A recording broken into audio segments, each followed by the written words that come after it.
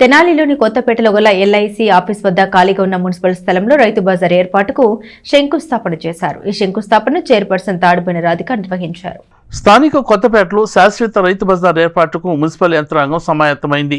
ఇందుకు సంబంధించి LIC office వద్ద గల మున్సిపల్కు చెందిన ఖాళీ స్థలంలో సోమవారం చైర్పర్సన్ తాడిపోయిన రాధిక రమేష్, వైస్ చైర్మన్ మాలేపాటి హరిప్రసాద్, 15వ ward councillor Guntur Koteswararao, municipal commissioner Bandi శేషన్నలు శంకుస్థాపన చేశారు.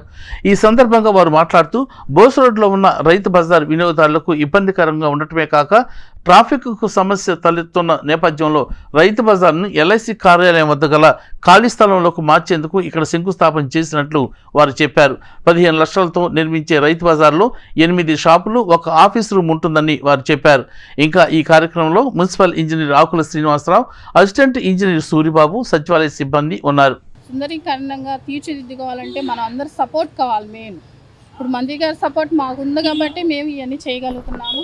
అలానే మంత్రి గారి సపోర్ట్, అలానే మన కమిషనర్ గారి సపోర్ట్ కానివ్వండి, ఒక చైర్పర్సన్గా నాది కానివ్వండి, అలానే కౌన్సిల్ సభ్యులు కానివ్వండి, ఒక కాంట్రాక్ట్ కానివ్వండి, ఏదైనా పైనుంచి కింద స్థాయిలో అందరం కలిసి మెలిసి ఉంటేనే ఇలాంటి ప్రోగ్రాం అనేది మనం చేయగలుగుతాము.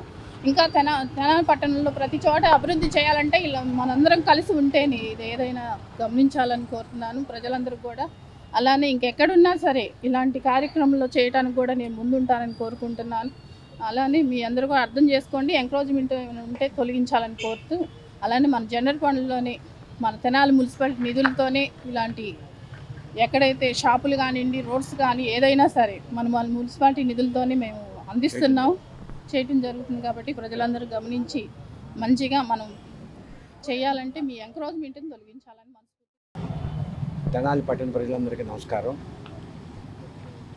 తెనాలి సుందరీకరణ భాగంలో మరి సత్యనారాయణ టాకీస్ దగ్గర నుంచి సీతాంబ హోటల్ దాకా రోడ్డుకి 2 పక్కల కూడా రోడ్డు వైండప్ చేయటం, రోడ్డు పెద్ద చేసుకోవటం, అట్లానే మరి కోఆపరేటివ్ బ్యాంక్ దగ్గర ఉన్న రైతు బజార్ని మన ఎల్ఐసి ఆఫీస్ దగ్గర ఖాళీ స్థలంలో షిఫ్ట్ చేసుకోవడానికి ఒక ప్రణాళిక జరిగింది. ఈ ప్రణాళికలో భాగంగా ఇక్కడ సుమారుగా 8 షాపులు, ఒక ఆఫీస్ రూము, 15 లక్షలతో ఇక్కడ చేయడం జరుగుతుంది.